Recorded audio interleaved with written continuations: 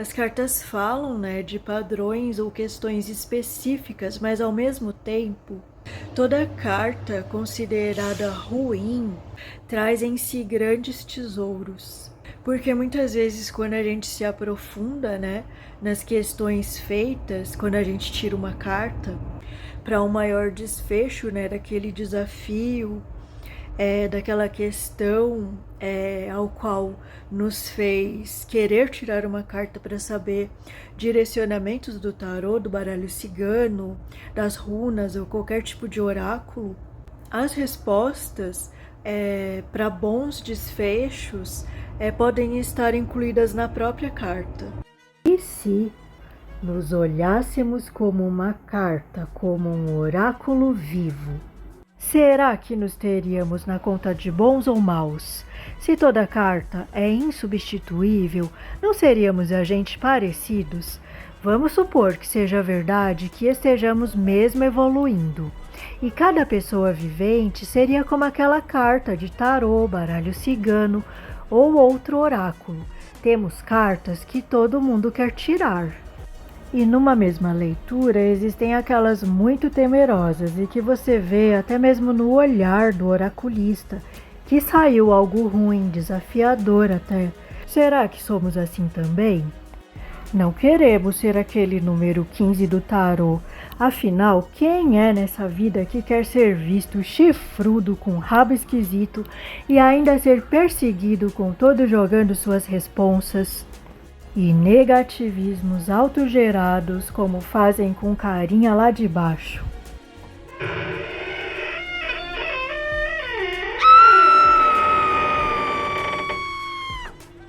Ah, Van, vai dizer que você mesma não escolheria ser se pudesse a carta mais positiva do baralho cigano.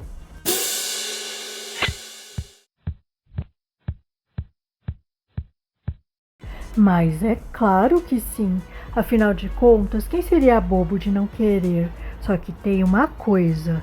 Talvez, e só talvez, pois cada um sabe de si, e podem haver pessoas que não vivem tanto esse desafio bambiante com suas próprias sombras, pois estão a trabalhar outros fatores de si.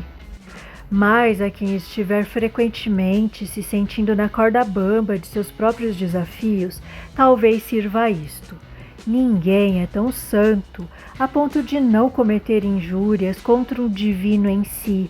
E por outro lado, não há pecador irremissível, porque simplesmente todos temos os dois lados em potencial.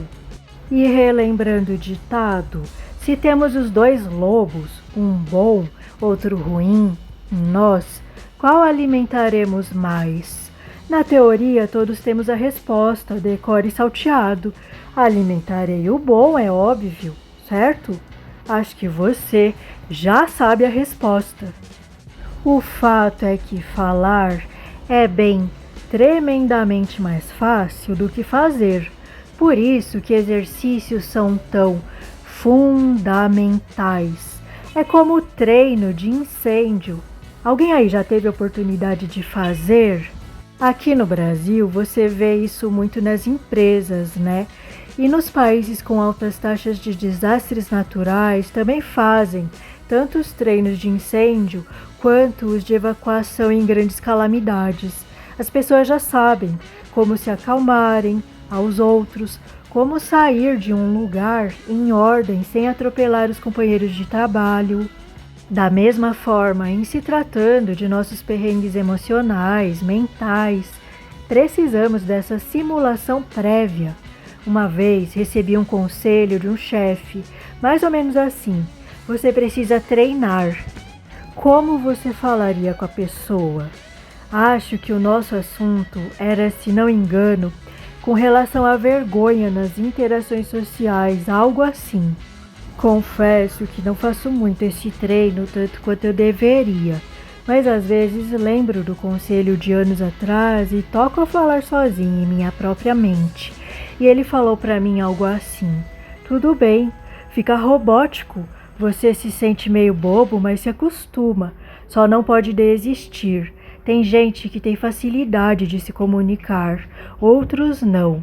Tem que treinar. Assim, o treino de aceitar e transformar em algo bom aquela parte meio que encapetada em nós, até que o nosso sol interno e externo ilumine tanto que vemos ao fim que o vento assustador na calada da noite, com barulhos estranhos, era só o que era, um vento.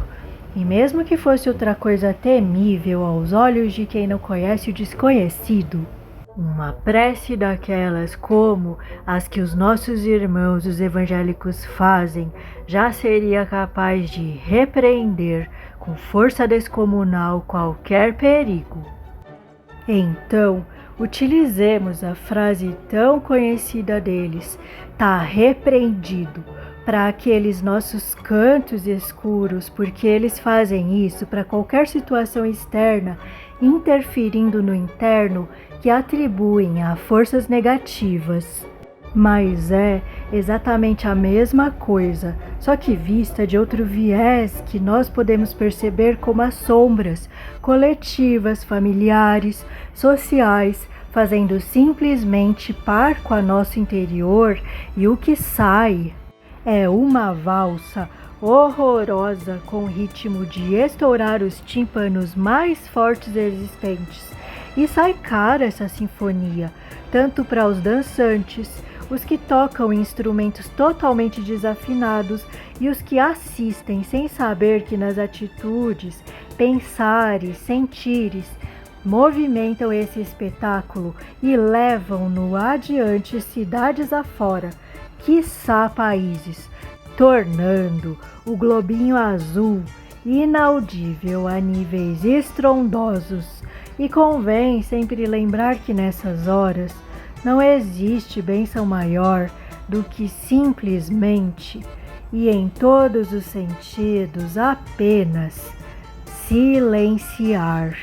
Texto inspirado pelos poetas e escritores do grupo Canarinhos do Astral.